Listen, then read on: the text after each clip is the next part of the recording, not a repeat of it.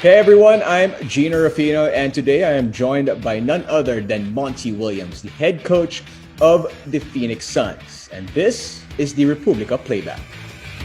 Today we're going to be checking out some game footage of incoming G League Ignite center Kai Sotto.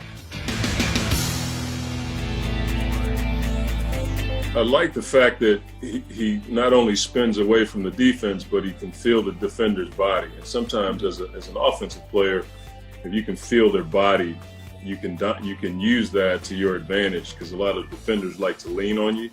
Mm-hmm. But he also can see the double team coming. And that's something that a lot of players don't have, is the awareness of the primary defender, but also the awareness of the secondary defender to get away from that aggression and get to an open spot. And then that flip shot is not the kind of shot that you see from a lot of bigger players. So the touch that it takes to make that kind of shot is something that you can't teach.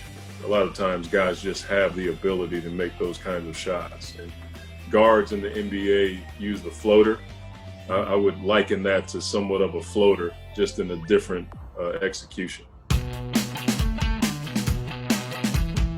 Kai uses a bit of a hesitation and pump fake all in one. So you see that left foot, we call that kicking the door down. When he makes his move, you can see that left foot lift up into the air, and he takes a big step. And then with that big step, there's a bit of a pump fake, and that freezes the defense. And a lot of times when you can freeze the defense, they either foul you or they go by you. And so he uses the hesitation and the pump fake to step through and create more space so he can get to the basket. And again, Kai does a really good job of feeling where the defense is. If you watch the initial move, his left arm goes up, but his left hip is making contact with the defender.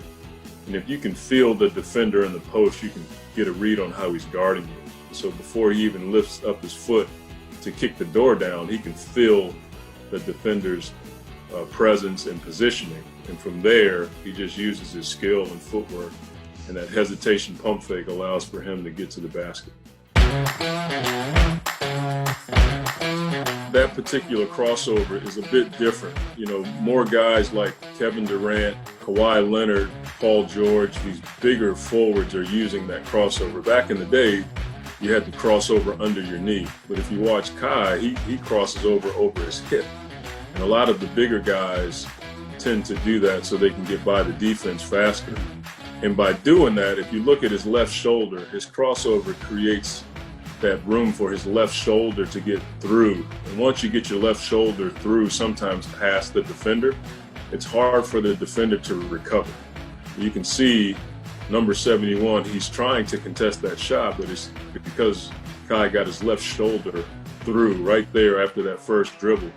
It allows for him to get to the basket and get to that floater. And again, it just seems like, especially from these clips, Kai has that ability to make these kinds of shots, whether it be a floater off the post or a floater off of a crossover.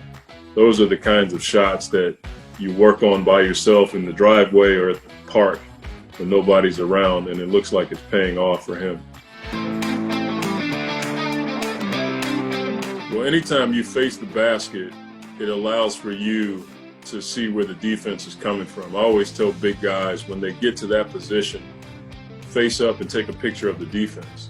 Well, not only does Kai take a picture of the defense, he uses the ball fake, and that ball fake allows makes the defender look for a quick second to his left, and Kai shoots the ball over top. And one of the reasons why he looked is, in today's basketball economy, there's so many cutters on the backside. And so the defender probably thought Kai was throwing it to a cutter to the basket. Mm-hmm. Kai used it to his advantage. But I like the footwork. Not only does he face up, you can look at his left foot. He takes like 2 or 3 baby steps to get to his position. Yeah. And we call that testing the water. Sometimes you take that baby step to see if the defense is going to react. Sometimes the defender may open up. Sometimes he'll stay still. If he stays still, you can go right by him. And so if you look at his left foot, he takes like 3 or 4 steps, like pop, pop, pop, pop. Mm-hmm. And a lot of times that can throw a defender off, and you can get a gauge on how he's going to guard you. So there's a number of things here. The ball fake, the footwork, the patience, and the ability to take a picture of the defense to see where the double team may come from, to see if it's crowded in the paint. That's savvy. That's a lot of savvy for a young player. Pick and roll, you're going to see 50 of these in an NBA game. And this is the new age pick and roll as I see it. Back when I came into the NBA, you had to make contact when you set a screen. And now so many bigs are taught that if they get that primary ball defender to chase over top of the screen, their job is done. And so this is what I would call a slip out of the screen. It's a pick and roll with a pretty dynamic slip. And then the footwork out of it, he opens up to the ball, the ability to open up quickly so he can see what's happening. And it's so important to do that because if the ball handler gets trapped, you can see it. If he slips out of this without seeing it and the ball handler gets trapped, he can't be an option to catch the ball. And then the ability to catch it in traffic is something that I don't take for granted. So now just sprinting into a screen, catching the ball, and then finishing without bringing the ball back down or dribbling the ball, that's something that takes a lot of reps, certainly a lot of experience, and then the angle to go down the lane. A lot of guys take that wide angle, and it allows for the weak side defender to take a charge of it. But if you can judge how the defense is playing, if you look at Kai's angle, he takes more of a direct line to the basket and he doesn't banana hook towards the weak side defense. That puts the weak side defender in a tough spot. And now that guy who's guarding the offensive shooter in the corner, he's got to make a decision. Am I going to take Kai or am I going to stay with the three-point shooter? And all of that is set up because of Kai's ability to dive straight to the basket and that banana hook out towards the defense. Looking at his shot, it looks like a free-flowing shot. It's all one motion. There's no hiccup in the shot at all. Decent knee bend in his shot. One of the things that Kai looks like he has really good hand-eye coordination, and there's good rhythm in his shot. And then he gets right back to the same position. Some guys shoot with their feet parallel. His left foot is in front of his right foot. It seems to be something that he's worked on.